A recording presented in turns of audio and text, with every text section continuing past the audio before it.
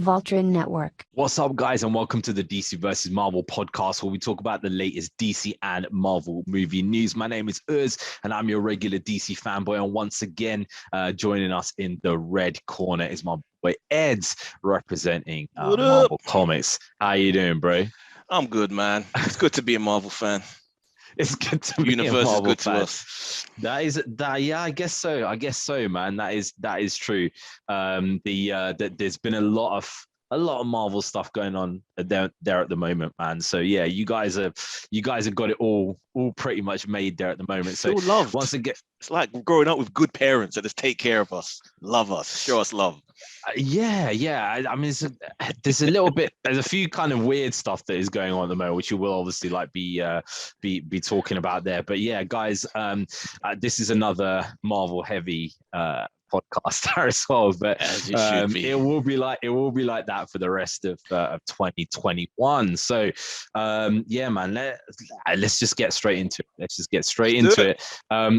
We're talking today about Hawkeye. We're talking about Spider-Man, multiple different Spider-Men. We're gonna be talking about The Rock, Ed's favorite subject. We talk about Morbius. We're gonna be talking about Peacemaker, and yeah, we're just gonna be going through all the different, and some Boba Fett as well. Right. So yeah. The first news, let's start off with some Marvel. John Bernthal, man, has been asked, because nobody asks any other questions about any other thing that you ever make, ever. And John Bernthal's been asked, like, you know, what do you think about coming back as the Punisher, right? And John Bernthal was like, look, if I do it, I only want to do it as the way that it's portrayed in in the series. Don't want to water it down in any way, anything like that. So does that mean he's out? Does that mean he's not coming back? I don't know. Yeah, because you're never gonna see that brutal Punisher under the Disney banner of Marvel. And I respect that, and I agree with him, to be honest.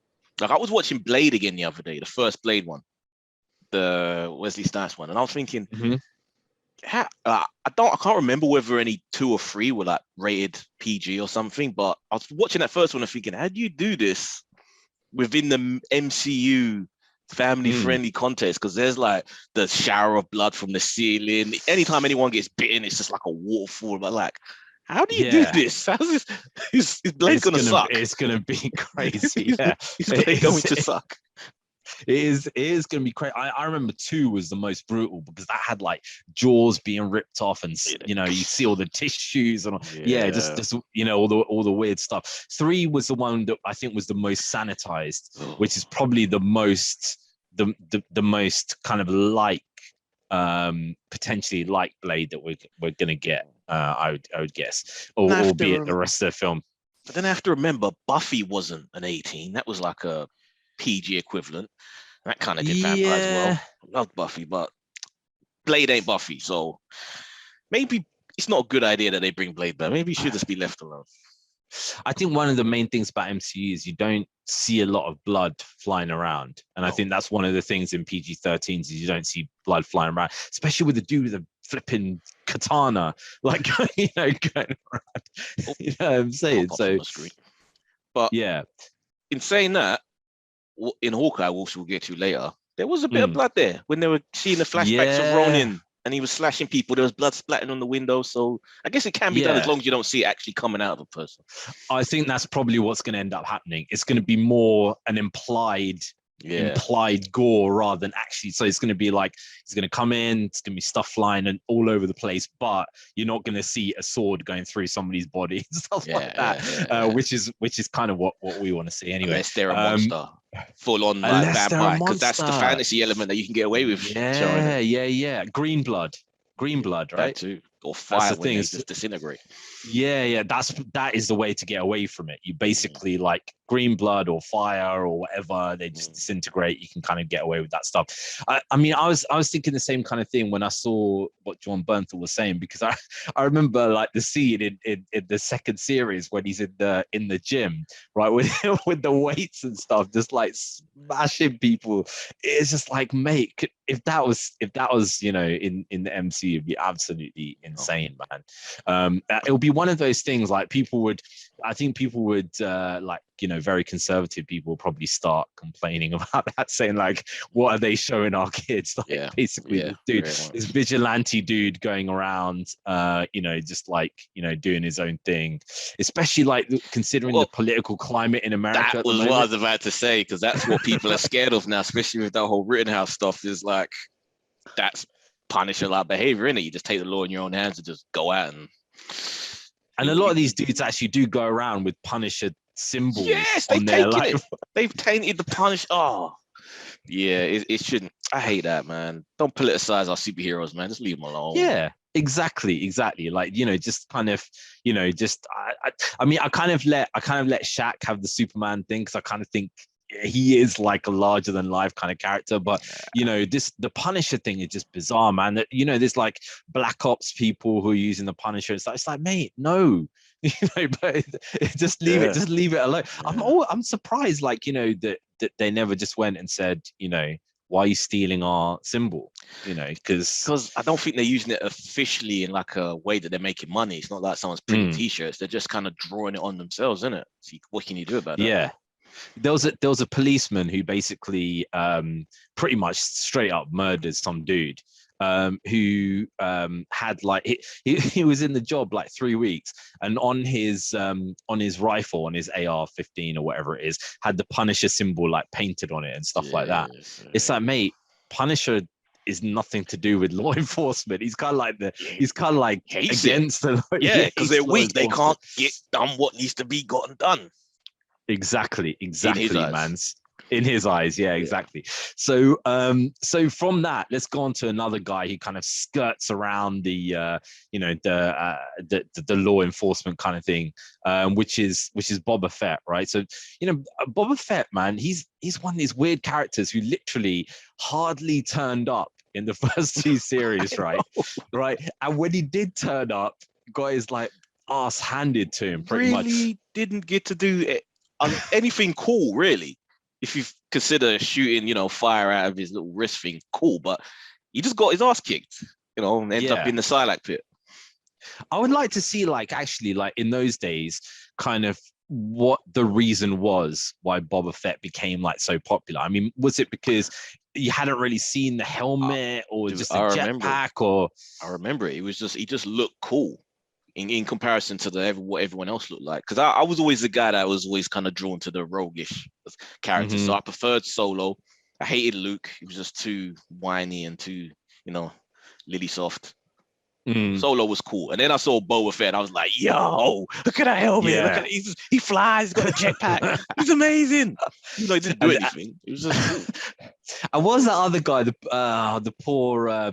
Bosk, he never got the same. He never got the same kind of thing. Even though he was in that rogues gallery of bounty hunters, he never got the same props, man. So, Book of Boba Fett, basically, that kind of, it's kind of like a tease. It's like a teaser because there's not really much that's kind of revealed in that there, basically. No. But what are your thoughts on Boba Fett at the moment? Because from what we've seen, I've liked what we've seen in that it even more so than Mandalorian, it evokes the original trilogy to me. Like, the universe just looks so recognizable of the original movie series, in that the aliens you seem to be seeing a lot more of them. Just the energy of it. Yeah. So I'm like, okay, I like this nostalgia here. Yeah, give me this. I hope though. We get flashbacks to how he survived and how he got out of the Sarlacc pit. Yeah. They have to address it. They have to. And also kind of, I think that was one of the criticisms in like the sequels and also the series and stuff like that, is that it's too many humans, right? It's just very many humans there in it. Yeah. And one of the great things about Star Wars is just seeing these funky aliens, like really funky, weird ass aliens, man. So yeah, that kind of really is interesting. Because the thing is, like, the thing about the Sarlacc is that he's meant to digest you slowly over like 1,000 years or something. Yeah. So I would literally watch one episode of just him being inside it and seeing the crazy stuff that's inside, like, you know, the people that have fallen in there. It's like, you know, but yeah, just like, you know, like political prisoners and shit that they've got. They could even make a whole thing of that, like Dante's Inferno, where he's down in like there's actual like space to walk around that you just different levels deeper into the stomach you get. Yeah.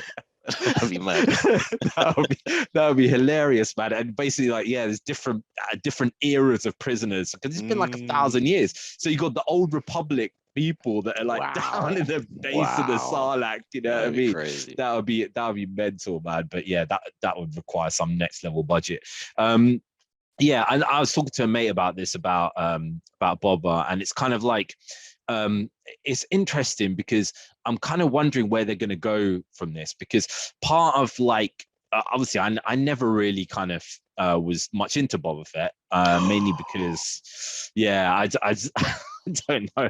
I was kind of, it was when I was a kid, I wasn't really into Star Wars that much. I was more like Indiana Jones. I don't know why, but it's kind of more just like, Jones was really that sense of adventure which you have as a kid. You want to go out and climb stuff and use your power as a whip and hurt your friends. Yeah, basically in trouble on your mates. Yeah, on your mates. Just like, yeah, everyone the hat and all that kind of stuff. Yeah.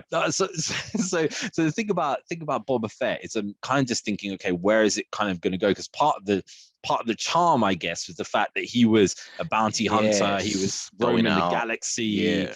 With this, he's just stuck trying to hold power in this one place. That's what I was wondering about. What's the real point of the show? Is it just him just trying to maintain power? Is he just a gangster now? The Sopranos in space?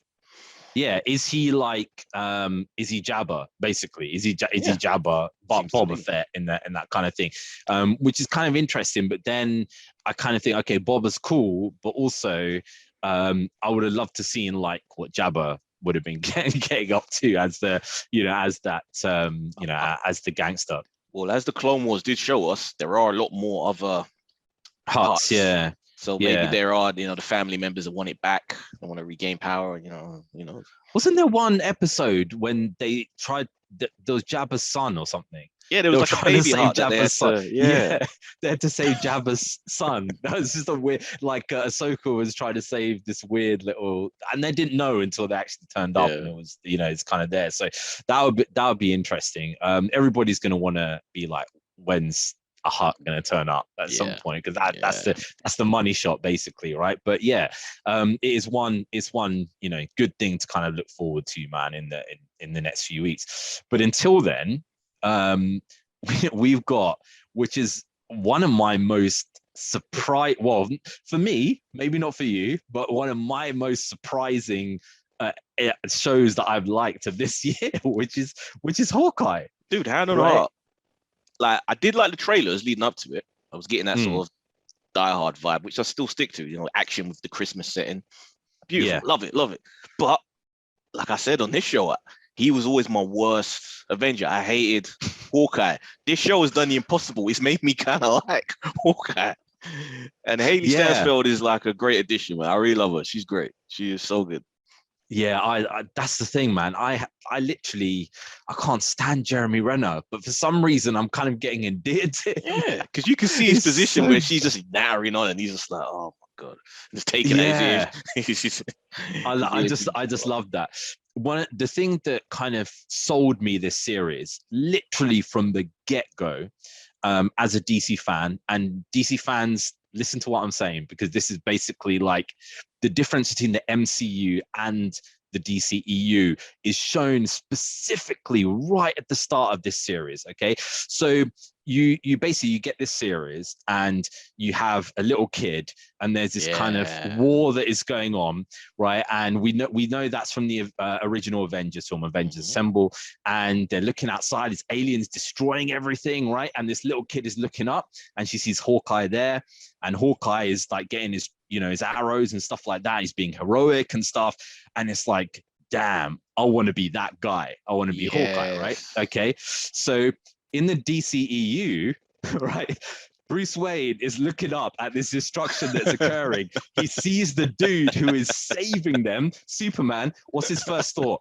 I want to kill that guy, right?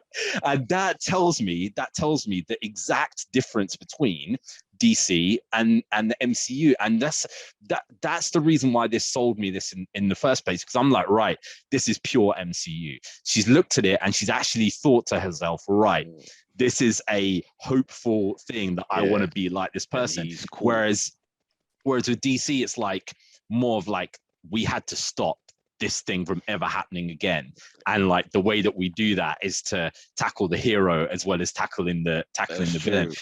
And I love that parallel. As soon as I watched it, I was like, man, did they know this when they were doing? Because straight away I thought of the same thing, of Bruce Wayne looking up and the little girl looking up at the building just being destroyed and being like, this not Zod did it, like Superman, right? And it's the same kind of thing. Like, you see Hawkeye and it's like, okay, this guy, is he part of this thing, right? You know what I mean? And it was seamless. The footage, the way they blended the footage, which, you know, like on a technical level, not to crap on what we're going to talk to about later, but Peacemaker doesn't look like how Peacemaker looks in the film. It looks, you can definitely see the budget cut there from the downgrade from movie to this. You don't see this with Hawkeye. It's consistent. That footage, I love it. And it goes straight into like the little montage of her training as a child. You see, you actually, rather than doing that, I don't want to be a hater on the DC stuff, but I have to address this. One thing that's always pissed me off about the CW stuff, a grown adult. That's not DC. Don't. No, it is. All right. A grown adult can have whatever connection they have to a superhero, suddenly decide as an adult, as a 30-year-old adult, I'm going to be a superhero. They get a costume, and then next thing you know, they're there beating up military trained henchmen, and like suddenly they have all the skills in the world. What is this? Which everybody, look, the Sirens did it when they all the various Sirens that happen in there. I guess. Like, it just constantly keeps happening. With this, you get to see her training, fencing, judo, jiu-jitsu, and all just compressed into that little intro, and then boom, explained why she's so good at fighting now. The thing I like about that is actually it's so much better, because I spoke to somebody about exactly the same thing, and they said, yeah, but you were moaning about Ray when it was the same kind of thing, like Ray knew all these skills and blah. I was like, yeah, but the difference is that when you've got Hayley's character in this, right, she's screwing up a lot of the time. Sometimes she's a hindrance to Hawkeye, right? Yeah. Even though she's done all this training, she's still not as good as him. She's not. Whereas Ray is better than bloody Luke Skywalker without having literally, like, she's done a few things. She knows how to repair a few things. She knows whatever. She's got this inherent kind of thing inside her. But the massive difference is that she can best Luke Skywalker straight away. If Hawkeye wanted to, he could quite easily defeat Kate right now.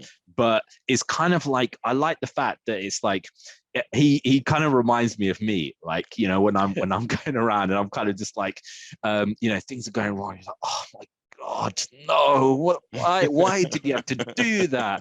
And it's just like just the inconvenience, like, all the time. I just like it. It's like, even the complaint that people have, like, oh, there's a war against fathers and stuff like that, and like, the father figures there are trying to be replaced and things like that on TV, and it's like, this dude is like literally like, he's a good father. He's got his kids look up to him. He's got this kind of adopted daughter that he's kind of taking on there as well. He's being the father figure to that there as well, and he is literally being a father, what a father should be doing, right? And that's the thing that I just like about it. I can't, for me, I know this is strong to say, but for me, it's probably the strongest of the ones that I've seen, because I was going to say, that's interesting, because it always comes down to what can you personally relate to, and I feel like that father aspect of it is what connects you to this whole thing, right? Just like, that's what that thing is that appeals to you, that you can see yourself in that position. Yeah, I kind of the problem is, I think sometimes I I kind of think too deeply about some of these things. So like when I was watching Loki, I was like, this is nothing like Loki from the films. Like I actually watched a few of the films with Loki in before because I was like, okay, let me just kind of like remind myself what it's like, because I didn't do that with WandaVision, and I was kind of felt a bit lost and stuff. And then I was like, his personality is nothing like Loki, and I kind of just felt. Don't you feel he evolved though with each appearance? He started I out think as he that devolved, tyrant, but after his mum died, he kind of just became a little more open to the. Possibly, but I just found him. He started becoming whiny and weak, and just like I don't know. But with this, to me, this is the truest representation. I mean, we don't see huge amount of Hawkeye in the films, but this is the truest representation of the characters in the films in the series, right? And that's the reason, that's the reason why I kind of like it so much. It's an understated performance as well. It's not like, there's no over the topness or anything like that in this. It's even the just, humors, like not like this overt silliness. It's just more comments and reactions to things, like literally as she does. One last little thing about the intro, when she's a little girl seeing Hawkeye. When people have a go at, or people say like, no, it doesn't really matter about a universe thing. Just tell the stories individually. And I hate that, because then you don't get moments like this where you can call back to something that happened. Like, how long is it now? I don't even know how many years ago the first Avengers came out. It's like, what, 8 years or something? I love that. I love that you could call back to those things and just use and cherry pick. When everything's just standalone, it doesn't really it loses a certain amount of weight when it's its own island. That was one of my kind of issues with the MCU stuff, is like there's not as many stories of kind of like outside the Avengers, right? Whereas this, you actually see how a general person is affected by this thing, and it's like, it's this. I could go into this so many times, but one of the big reasons why I kind of like it is kind of like, we kind of foster kids, as and stuff like that, and it's kind of like, you might have in this, you've got a kid, she loses her father from this like horrendous event, right? And then the guy who basically was one of the people who was in this event and stuff, kind of becomes like a surrogate father there to her. She doesn't blame him. She notices that he was there to help. And he's kind of taking on that role, and it's kind of like, we think about that in society, like it should be like, if there isn't a father, because there's so many kids who don't have father figures and stuff like that, there should be other people who very easily just can kind of be like, okay, well I'll step in, I'll be the one who gives you advice about this, I'll be the one who takes you football or do whatever, and there shouldn't be a stigma about it, like, to do things like that. I honestly, I can't give this thing enough praise. Even the things like, I honestly, like, I literally cannot, I don't sit there and watch things and like laugh my head off. But when there was that, when he's sitting there and he's watching this play, right, of this theatre play. Yes, the Steve Rogers musical, that had me cracking. That was so. and his face when he's looking at that, I'm like, that's exactly what I would be doing. Like, what the hell is this absolute crap? Because you can imagine if that event actually happened, they would make some stupid play like exactly the same as that. It would be like cringe level, like literal cringe level, man. Especially when it's like, Ant-Man wasn't even there. Like, Ant-Man just like, they just put him in it because it's just hilarious, man. It's like, he went there to see like a representation of what he got involved in, and it's just so like well done the way he just looks at him. Like, I actually would love to see behind the scenes on how who did that, who wrote it, did they have to get like Broadway people to do it, because it seems so spot on to what a Broadway version of the event would be.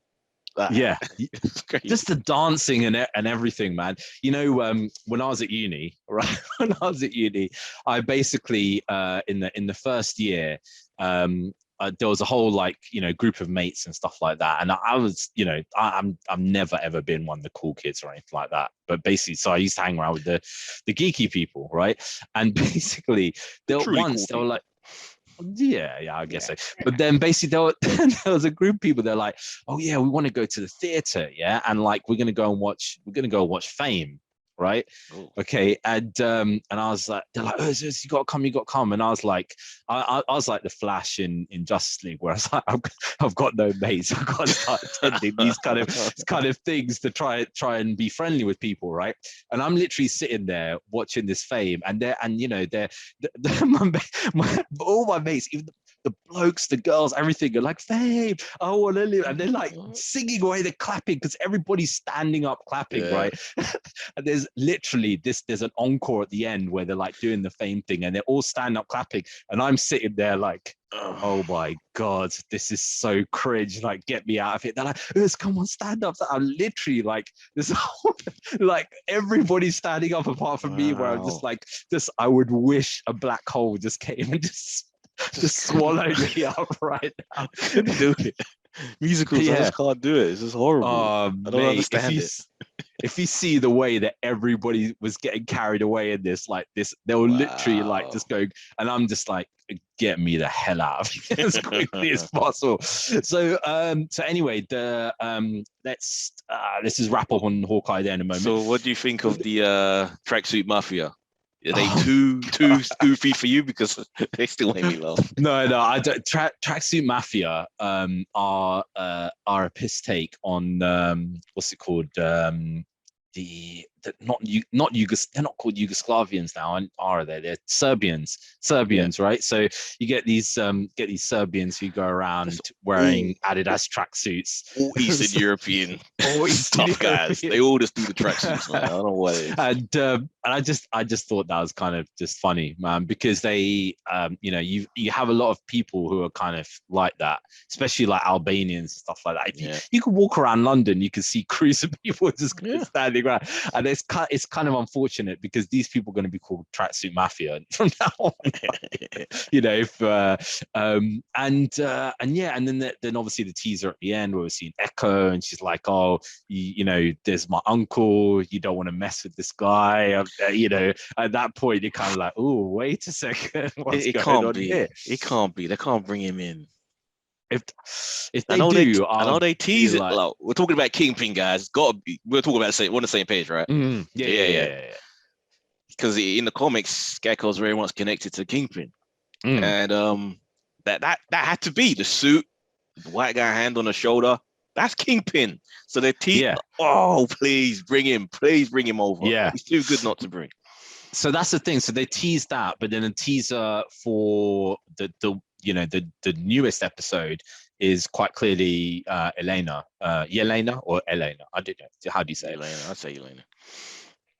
So that's quite clearly her. So obviously seeing the widows are going to get involved at some point. But I just I'm like J. Jonah Jameson, man. Like, I want pictures of Kingpin. Show me Kingpin. I want to see Kingpin, man. Even if he's because I was talking to Ash about this earlier, and we're just like, okay, he's gonna be slightly sanitized, because obviously the first time we see him in Daredevil, he smashes some dude's head into a car.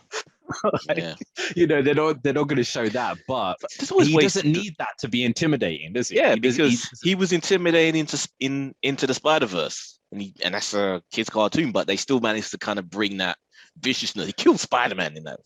Yeah. I mean, he's literally dude's like this wide as well. Yeah, like, literally he's like a square kind of thing, which is jokes. So yeah, definitely waiting for that. So I mean, for me, I've got to give it a 4.5 out of 5 at the moment. How cool was that scene, the driving scene, the car chase in this episode? Oh, most recent one. Yeah, that's the thing. So the action scene kind of just before that, I was thinking, okay, this is not as great as an action scene could be, but then obviously they kind of bring it back with this really well made chase, which is great. There's a lot of things to love about the series. I'm just disappointed that I go to a lot of Marvel forums and a lot of DC forums just to kind of gauge what's going on and stuff like that. This show's not getting much buzz. And it's sad, because it should be getting a lot more buzz than it actually is. Because everyone hates Hawkeye. Yeah, I don't know. Everybody hates Hawkeye, or just like, he's not one of the main people there. I don't know. I don't know. It's kind of just like, it's just weird. It should be getting a lot more buzz than it is. It's so well written as well, like the dialogue and everything. So I think it's, for me, it's one of the better ones. Consistent tone as well. I like it. I like it a lot. A lot of fun. So Peacemaker trailer, man. Hawkeye people, what are you doing? Yeah, everybody. Yeah, and if you've seen Hawkeye, let us know what you think, man, because I don't know. I think this is pure MCU. Yeah, it's pure MCU essence. Especially if you hate Hawkeye the movies, then force yourself to watch it just to kind of be surprised, or at least come back to us and tell us why we're wrong. Please. Yeah, and if you hate Jeremy Renner like I do, then watch it as well, because it will change your mind on people. So let's go with a little bit of DC now. Peacemaker's new trailer, and it was interesting because literally you took the words out of my mouth earlier, where it's kind of like, this does look kind of it's like, he's the way they're filming it and stuff. Very I don't TV. know. Very TV. It does look cheap. There's no way around it. Like, hopefully the writing's still great. It's still HBO Max. And we know Gunn wrote it. So hopefully the quality is still there with that. But visually, it does look kind of cheap. Yeah, I mean, I don't know enough about the technicalities, but I guess there's cameras and editing and grading and stuff. That's a whole thing we could get into. I've mentioned this a whole lot on Marvel podcasts, talking about the movies. Check it out, guys. Why, in this age when everything's digital, everything's shot digitally, why is there such a big difference between certain properties and shows? Like, there are TV shows that look just as good as movies, but then you get shows that look like this, like with a blatantly cutting corners. Like, why is that the disparity? It doesn't make sense. It's interesting. Like, is the cinematographer the same person? I don't know how much influence the cinematographers have in each one of these things, but I guess a lot of the grading and stuff will be coming from them. But it's got to be the cameras though, man. The cameras are different. Yeah. Well, that's the thing, I guess. This is the thing, like, for somebody who doesn't know, you're kind of just thinking, okay, we've got a 4K camera or we've got an 8K camera or whatever, but there's so much differences between each thing. It could be a podcast even on its own, just talking about what the cameras are like, you know what I mean? So regardless of that, what did you think of this trailer? Does that make you want to... Still looks fun. I still definitely want to check it out. I'm still curious to know how was it eagerly factors into this dynamic of the little team. So weird, man. So weird. It definitely didn't put me off, so I definitely still want to check it out. I'm interested to see how deep it goes into him and his dad, though. That stuff seems interesting. I think the Eagle thing is a way of trying to make it look like he's this American patriot without them going too much into what we think as a stereotypical, like, what an American patriot is like.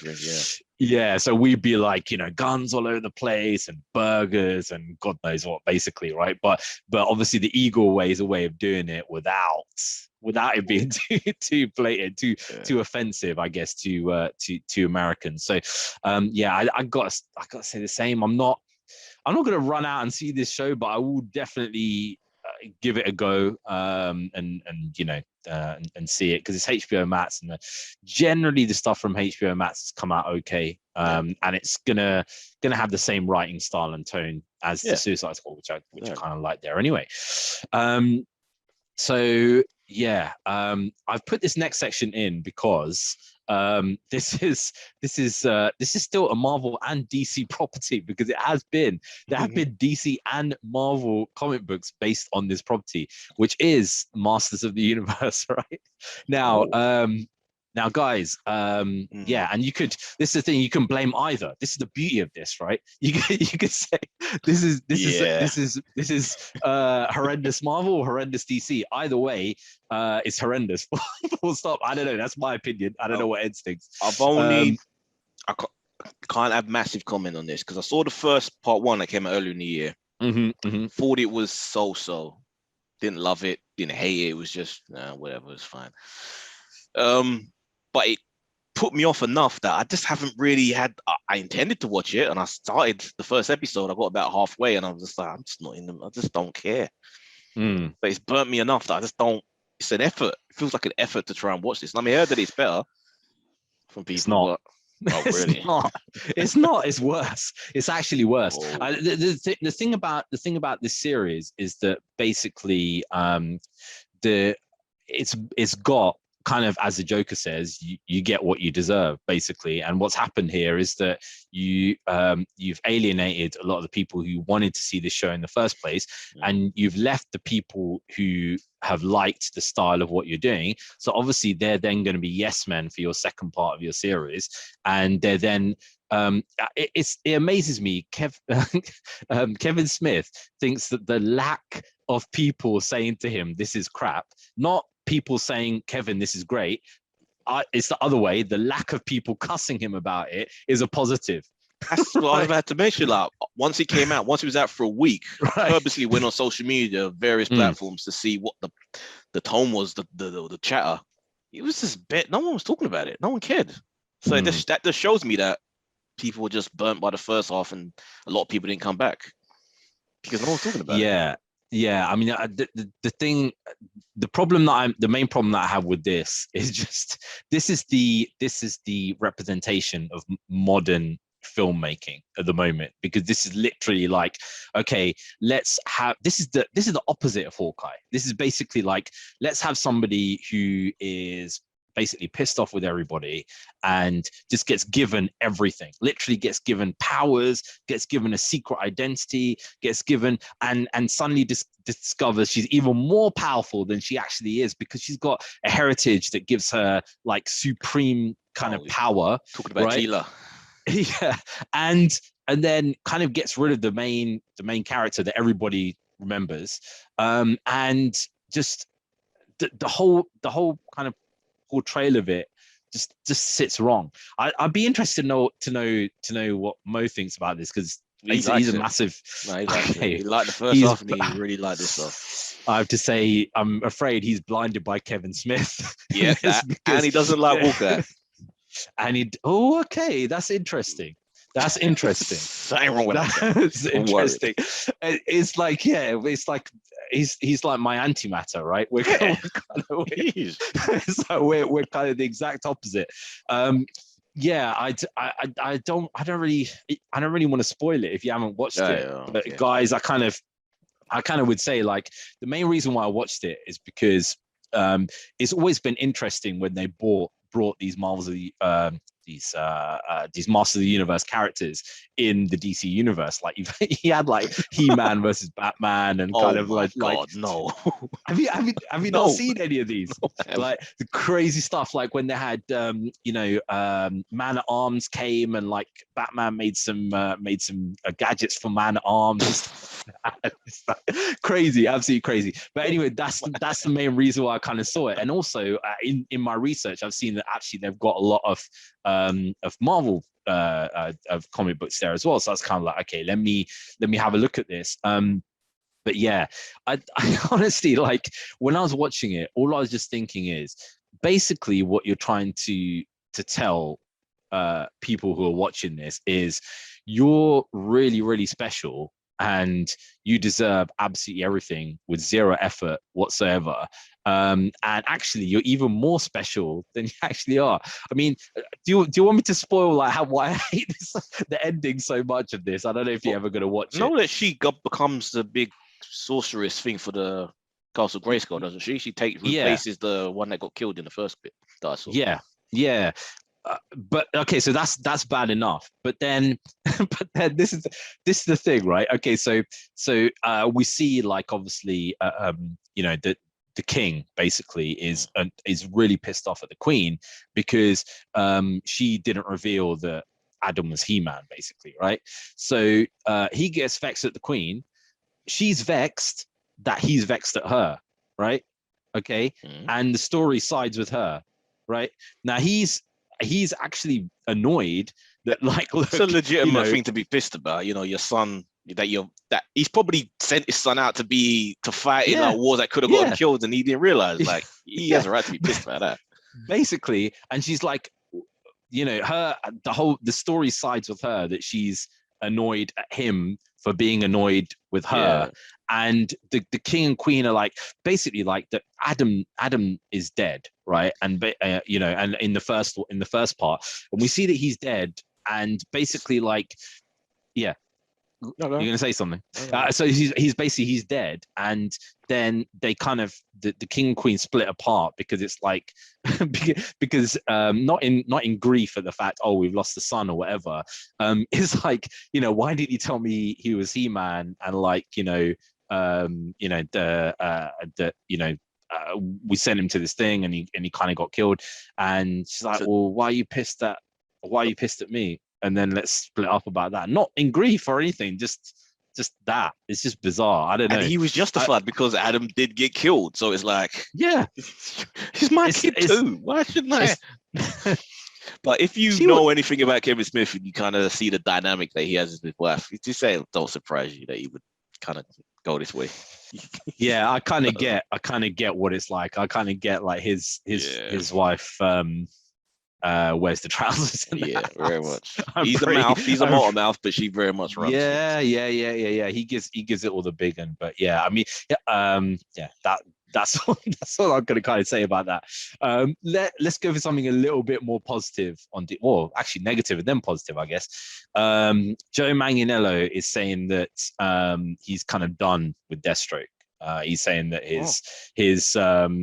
they asked him on the podcast, like, what do you think about going forward with Deathstroke? And he's kind of like, I'm done with that. I'm not going any more forwards with that there. Or that's me finished, basically. So there's no real sign of him going anywhere with Deathstroke. That kind of makes you feel like, because he was probably waiting. There was a point where they were talking about making his own film. And then there was a whole Legion of Doom thing as well. But it's like, if there's no communication, it shows you disorganization there. Like, there isn't that person that's keeping everyone posted on what's happening. It's just kind of just, no one calls me. What am I supposed? I got to work. I got to take these other bookings, man. I can't wait for you guys to call me. Exactly. So on the podcast, he's talking about, okay, sorry, I'd stop laughing. He was talking about I was waiting to hear about Deathstroke. But Magic Mike 3 came up. I heard about that's happening. Oh my days. So it's like he's nobody contacts him about Deathstroke. So he's like, right, I'm gonna take Magic Mike 3 as Steven Soderbergh, and they make money. Those films they make money. Very successful. One of my mates, actually a really close mate of mine, doesn't just doesn't listen to the podcast, so he's never gonna know what I'm saying. But basically, he once I went to his house and his wife's usually there, but we were looking after the kids, right? And I was like, okay, where's your wife going? He goes, oh yeah, she went out with the girls, right? I said, where has she gone? He goes, oh, Magic Mike stage show. And I was like, what? I was like, you let your wife go to Magic Mike stage show? He's like, yeah, she loves Magic Mike. And I was like, okay, fair enough, dude. He's gonna get the benefits from that, man. Because women come home from going to those things ramped up as hell. Like, he's gonna have fun. Yeah, I guess that is his viewpoint, man. But yeah, I don't know. I found that quite bizarre. Have you been seeing all the stuff about Zack Snyder and Final Crisis? Have you seen this stuff? No.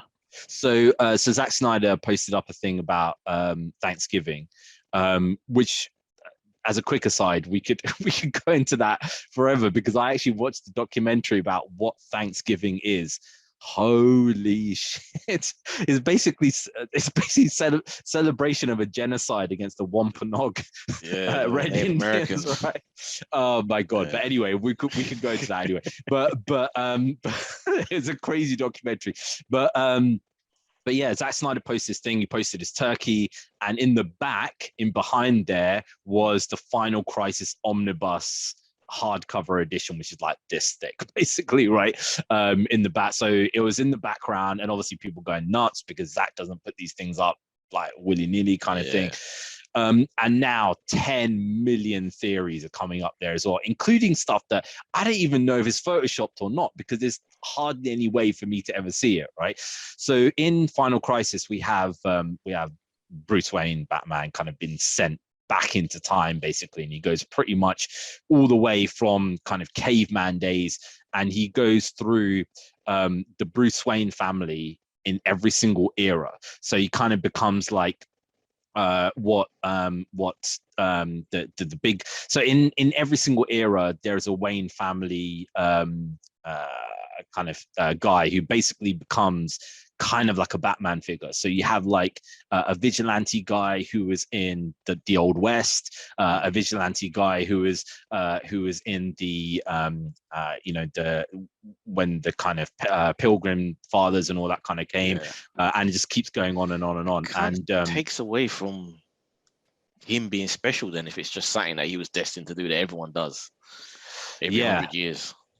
Well, that's the thing. They kind of show like it is him, if you know what I mean. So in every single thing, his spirit is reincarnated each time to a degree.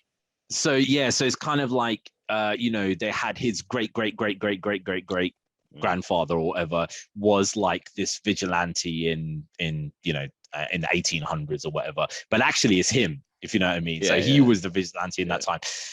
So the interesting thing about that is, like, I don't know if half of these things are photoshops or whatever. People are putting up screenshots of the Justice League film showing this guy who's like sitting so there's that scene when they have the men who are burying the mother box, the humans who are burying the mother box. There's a king there, there's these people on horseback around him. One of the guys on horseback, somebody's like zoomed up to the face and they're like, that's Ben Affleck. All right. Then there's another one they're showing in Wonder Woman. Right? They're showing, the Wonder Woman, the 1800s photo or whatever it was, when they show all those people. And then one of the guys they show in the background who looks quite a lot like. There's no way you can see the faces of the people that were behind them. I mean, they look way too clear, if you know what I mean. But the thing is like, people are just like, right, okay, so is this the kind of thing, the way that they're going to do this, that basically Bruce Wayne was there throughout all these eras? He was there when Apocalypse, that this is the reason why he gets the vision, because he's been there. Darkseid threw him back into time, and he's got a link in with Darkseid there. The weird thing about Final Crisis is that Darkseid is dead. So I don't know how they're going to do it. Darkseid is dead, but his spirit goes into somebody else, and then basically I don't know how they're going to do that when they're showing, because they still have to go through all these other bits there before, Christ on Infinite Earths, and what's the point in this? Because this ain't never going to make the screen. I don't think. I honestly don't know. Never going to commit to a long-term Batman thing again. No way. I honestly don't. Have you seen the Batgirl photos? Oh, they showed the costume. No. Have you seen the screen? The ones of the set. No, because I only want to see the ones that have the costume. If they didn't have just the costume. There's one with Batman on a bike, and it's Affleck's costume. But I don't mind him. I expect him to do cameos, but he's never committing to be a star. Yeah. I don't know whether he's going to commit to being any of these kind of things, but that's the thing, is like, this thing is so like, don't tease us, man. Just, if you're gonna do it, just do it, and then just kind of give us the results. You know what I mean? What was that thing you sent me a couple of weeks ago, where it was like the black and white image, the sketch that I was presuming is from like a comic book adaptation to continue Snyder's story? Yeah, so that was one of the things there where they were saying, like, they're gonna carry on and, like, do Justice League Part 2 and Justice League Part 3. But this is weird, because this is actually Zach putting this stuff on, showing Final Crisis Omnibus Edition. I mean, that Omnibus edition is bloody expensive, man. So I don't know how he got that, but still, it's like, they're obviously teasing that for some reason. But yeah, don't tease me, man. Just give me the proper thing, and that's where the continuation comic book goes, in that direction, takes elements from that story. It could be. You never know, man. But until we actually see something concrete, you never know. This actually comes with the news that current people at DC, their contracts are up next year, right? So you got Discovery taking over, Warner Brothers in effect, and all those people who are head of DC Films, Walter Hamada and all those guys, all their contracts are up. So it's good news for you guys. This could be good. This could be a good thing. You're gonna get people that actually know what they're doing in charge now. Yeah, it could be, but I kind of like with DC fans is kind of like I kind of feel is the same as like what my kids are, right? Where you look on the weather forecast and it says snow, right? 100% chance of snow, and you go outside and it's like rain, right? Yeah. And it's like okay, rain, yeah, it's kind of a precipitation, but it's not the bloody same. It's going and building a snowman, right? So yeah, I don't know. I have no idea. We'll go to another another DC kind of actor, I guess, for the moment. And before we start doing that, have you seen Red Notice? Now, have you seen that Red Notice yet? I refuse, dude. You said that you're gonna. Dude, you said you're gonna watch it. Yes, you did. 2 weeks ago, I said to you before I tell you about this weird ass thing that I saw on Reddit. You did say that. Yeah, you should have reminded me. I completely forgot. Damn. Okay, so I'm gonna leave that for another week. Oh, just ruin it for me. Don't worry, just ruin it. Okay, do me a favor. Okay, so somebody posted this thing on Reddit saying, okay, so Rock, we'll talk about what the story is there in a moment, but basically saying that the Rock comes and shows himself as this like alpha male character. He's just, he's 6'3", built like a brick shit house, does all these action roles, stuff like that. Okay, but have you seen all of his films and the way that he interacts with the women in his films? He's asexual. Right? There is no sex appeal, no chemistry ever. It's yeah. So somebody, and I was like, wait a second, they're right, because every single time when he's playing like a family man or whatever, he can kind of get away with it because it's like, oh, I've been married for a while, I've got my kids, get a peck on the cheek from the wife, that's okay. I can be like a strong guy, like like saving my family and stuff. But when he's in Red Notice, this shows so much that you kind of think to yourself, oh, this is really, really odd. So do you want me to spoil Red Notice? Do it. Yeah. Okay. So basically, in Red Notice, that the premise of the story is the fact that you have Ryan Reynolds, who is basically a thief, and you also have Gal Gadot, who's a thief, and The Rock, who is this FBI agent. And basically, what happens is that he's trying to catch Gal Gadot's thief, and he enlists Ryan Reynolds to help him.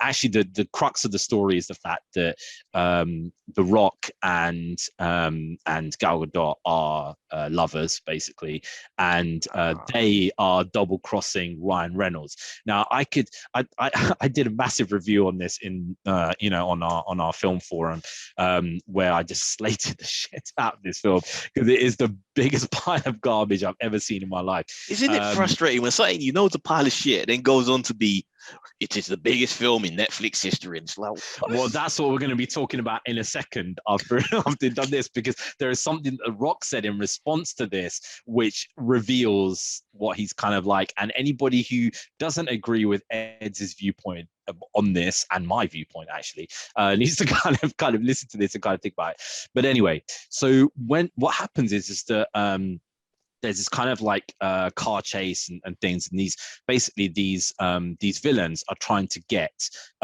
this Cleopatra egg. It's a bizarre story, but anyway, it's this egg on WWE Raw the week of. Yeah, this gold Cleopatra egg, basically.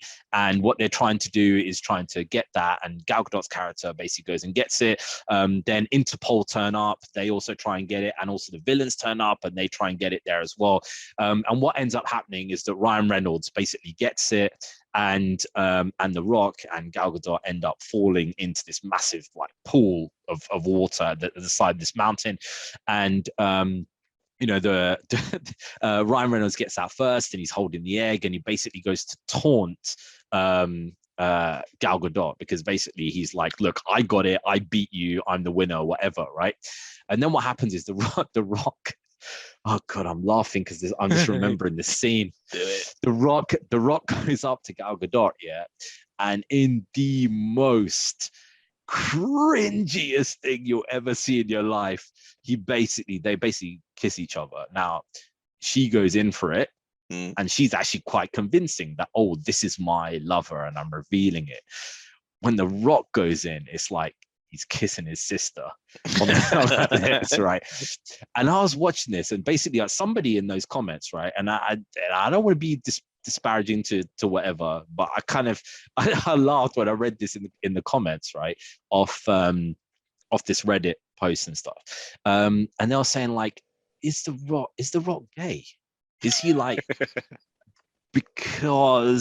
because this is real. If you and then this person was like writing all of like the things there, all the interactions that he's had there before with every single other female character there in it, and despite showing, oh, I'm this big alpha strong, like James Bond, right, is shows this kind of alpha personality with guns and strong person, built, all this kind of stuff, and obviously then interact certain ways with women there as well, which you can say is right or wrong.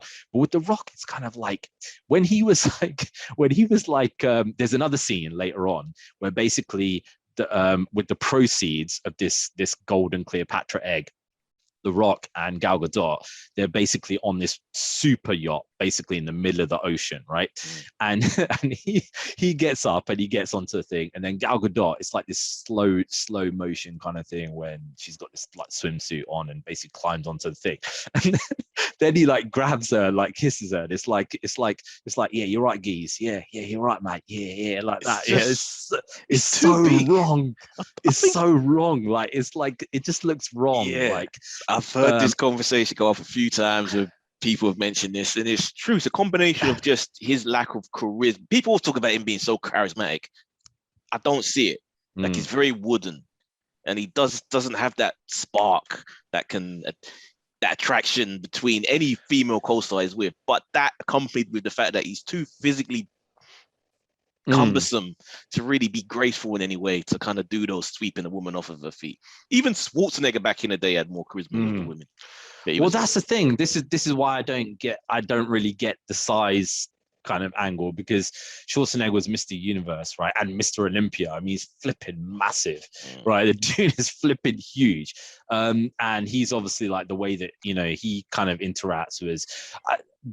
I think the difference is The Rock is very he's masculine when it comes to action, but in everything else he looks it's just weird. So yeah, I just wanted you to see that red notice so you can kind of see it, and then see is Uz just like seeing something you may have done weird, or more than anybody has made me want to actually go see it just because of that. Now, like, I had no interest. Now I'm actually curious. You gotta watch it. That's only like 30 seconds of the movie anyway.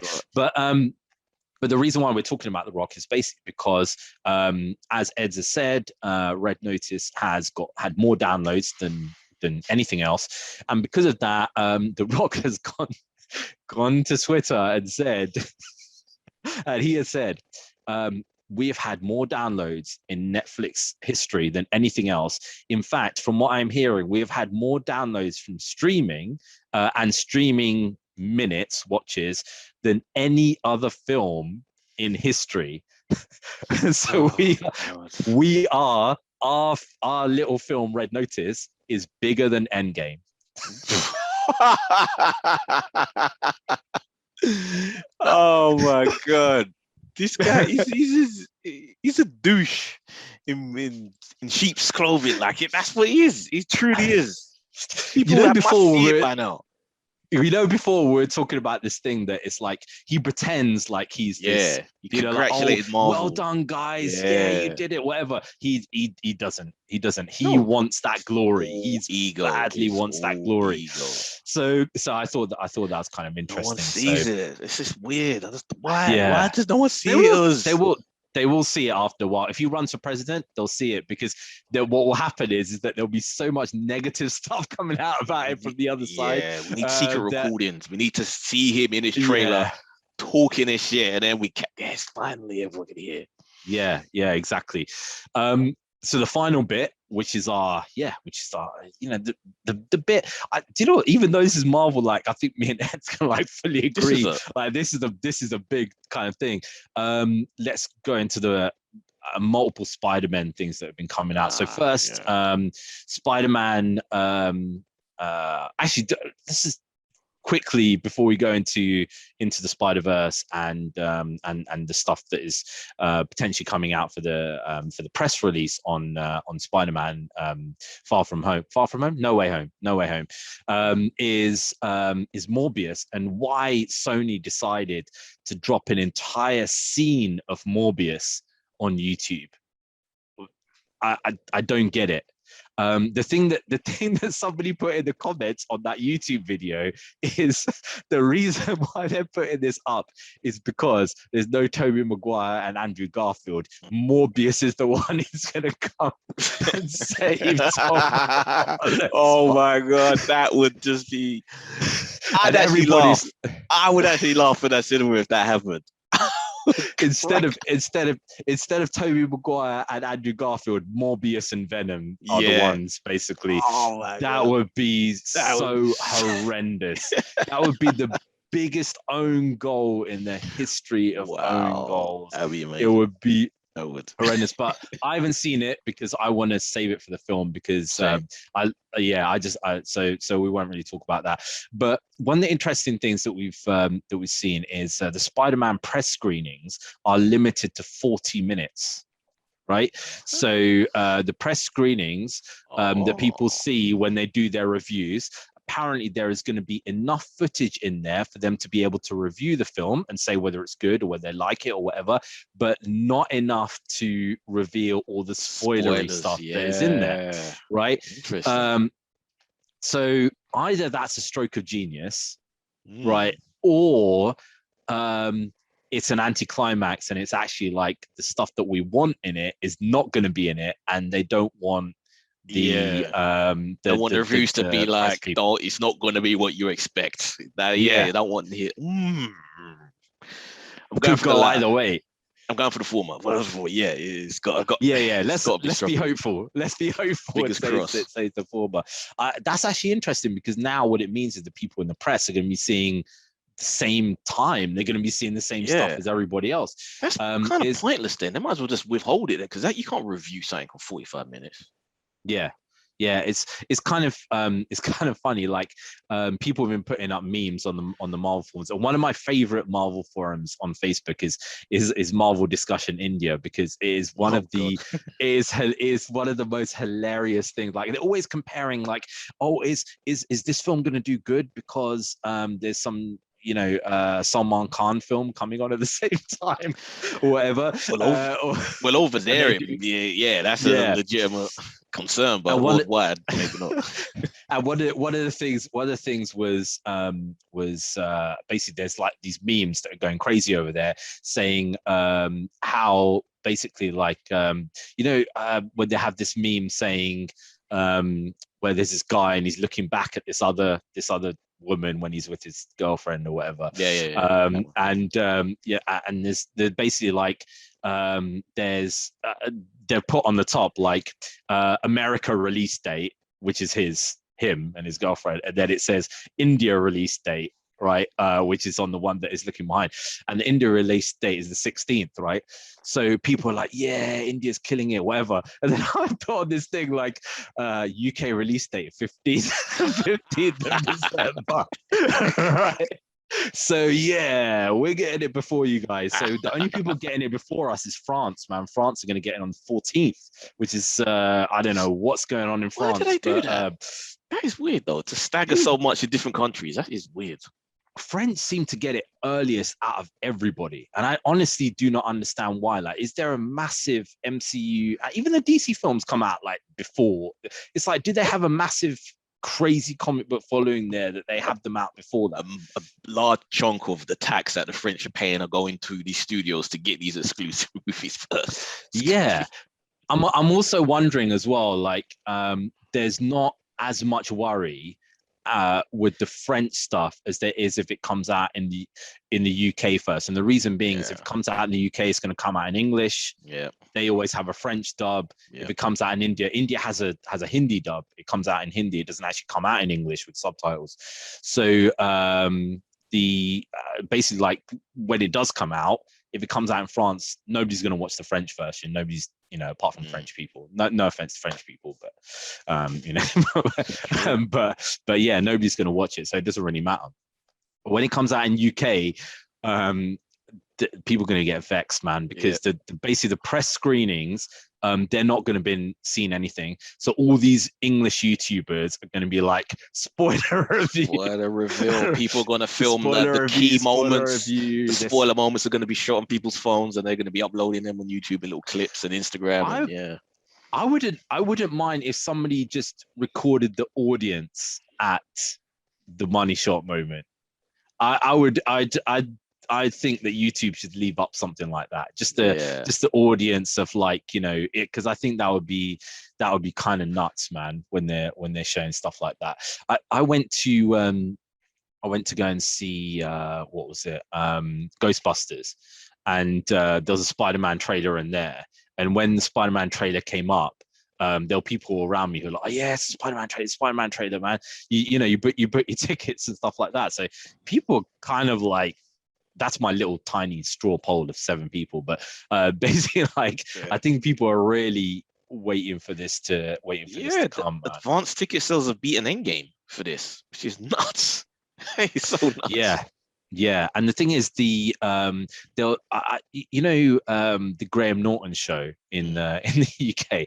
I don't usually watch things like that, but I was scrolling through iPlayer, and it was like Henry Cavill and Tom Holland and Zendaya and Gugu Mbatha Raw, who is also in MCU stuff now, and they're basically all there to talk about Spider-Man, Witcher, Superman, all these kind of things. Like, you see all these little kind of screen rants and comic book news and all this kind of stuff, and they put this stuff on. They say Henry Cavill said this or whatever. All that stuff came from that Graham Norton show interview. Like, the one little lines and things that they were saying.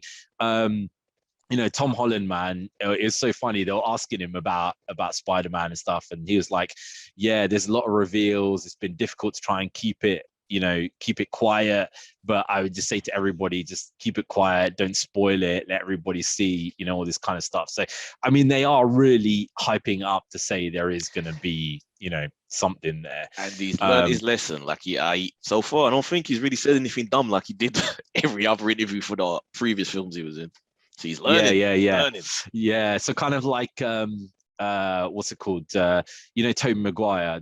There's this thing that he basically went and some people were asking him, like, are you in this? Are you in this? There's the funniest interaction he had with this paparazzi, right? Where he's literally like, he's like tearing this guy to shreds, man. Just like yelling at him and stuff like that. Like, Tobey Maguire is notoriously not a nice guy. Like, so many stories I've heard about him that he's just not a nice. That's why he hasn't been working for so long. You never see him because he just has this reputation. Yeah, of just not being great. Andrew Garfield, on the other hand, seems like the nicest guy ever. Literally, like, I saw this thing about him. I only watched it because I was thinking they're going to ask him about Spider-Man, basically, where he was doing a GQ thing, like my favorite things or whatever. And apparently he loves Cobra Kai. And basically the people who made Cobra Kai it was actually a Netflix interview, so people who made like Cobra Kai were all of them, Will Zabka and Daniel LaRusso and all these other guys were basically there just saying like, "Oh man, we hear you love it," and he's just like, "Oh my god, I can't believe it!" Like, the people from from Cobra Kai are like shouting me out. He's getting well excited, man. So he seemed like a really kind of nice dude. And Tom Holland, man, when he comes across as just like a nice little kid, that's what he wants. And you can't keep that. Marvel can't get away with that forever. Eventually, they're gonna hire someone to be in this key role who's just gonna turn out to be a piece of shit.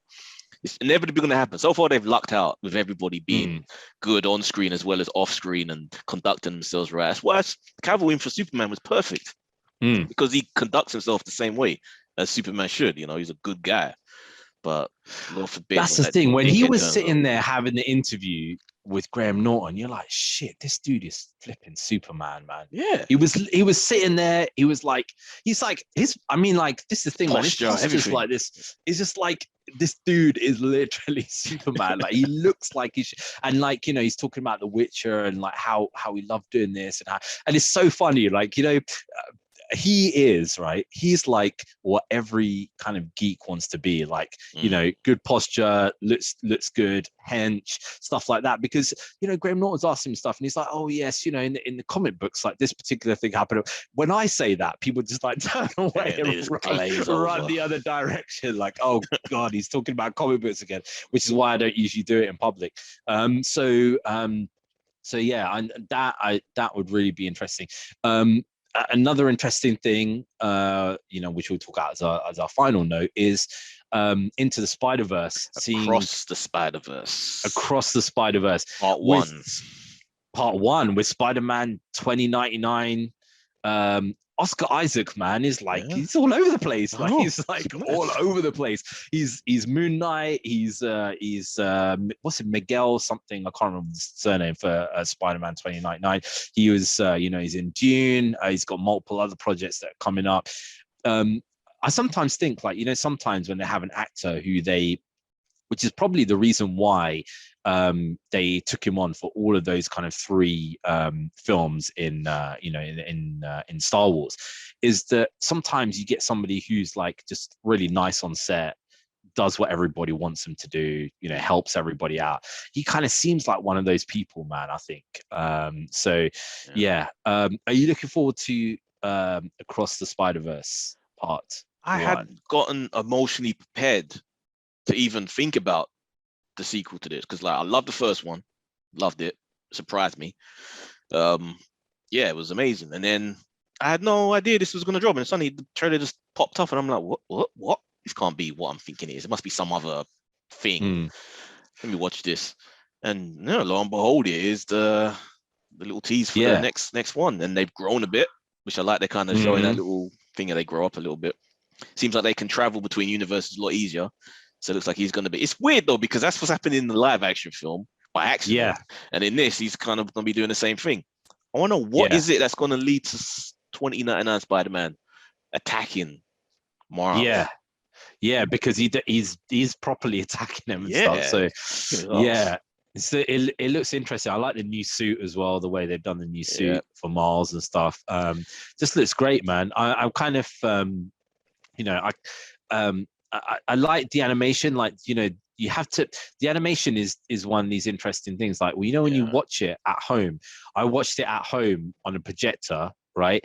And it's a very different way of watching it than watching it at home on a TV. Because at home on a TV, your eyes start feeling tired. I don't know what it is. Maybe it's just me, but I kind of just like your eyes feel tired when you're watching it. Whereas when you're watching on a projector, you can watch the whole thing through, and I don't know what it is, but you know, I don't know enough about technology, but I'm just saying, like, the anecdotal kind of things that basically when the Blu-ray kind of thing first came out, I just went and watched it myself, and then the kids wanted to watch it at some point, and we put it on the main TV rather than a projector. Very, very different, very, very different. But I don't know whether that's just the animation style or what. So yeah, definitely looking forward to that. And yeah, many other kind of projects. A year away though, so we'll be patient on that one. A year away, yeah. Just pure like you know, pure Spider-Man stuff coming up. Even though why did they just release this on a, what day is it? On a Saturday? Why didn't you just save this for the film? For the trailer. And just make it a little surprise that no one was expecting to see. And that could be one extra little thing. Either it's a complete stroke of genius, in that basically it's like we're tricking you with Morbius and we're tricking you with Venom and we're tricking you with Miles, because none of these guys are in it, but you're thinking in your head now, oh, is Miles going to turn up? Is Venom turning up?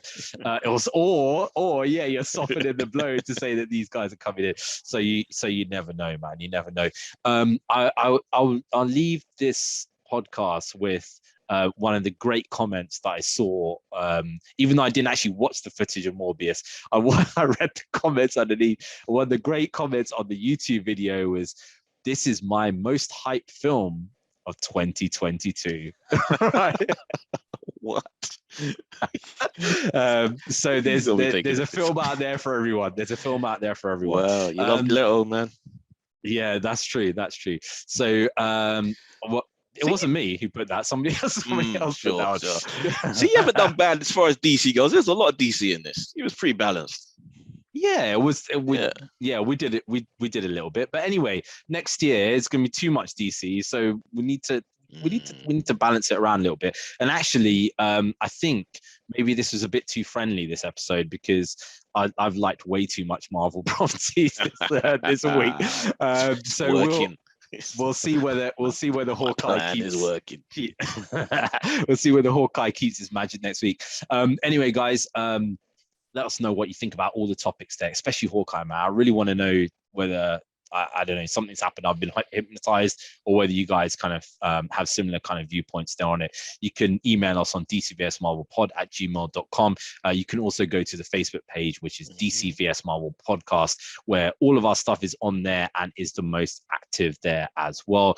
If you want to catch Ed's there, again, which some people do, because somebody left a comment on our Facebook page saying this guy needs to stop talking over his co-host. Right? Who, me? Which is me. It's clearly, no, that's all right. I like the fact that I can just sit back and relax in this one. So you want to catch Ed's more, you can go to Ed's other podcasts. Talking about the movies, guys, check that out on all podcasting platforms. Just everywhere. And don't forget Voltron Network on YouTube to watch the video versions of this and talking about the movies as well. Yeah, guys, check all of that out there, and we'll see you again there next time with the countdown to the Spider-Man stuff there, because it's going to be less than a week, so that'll be great. Until then, guys, we'll see you again next time. Later.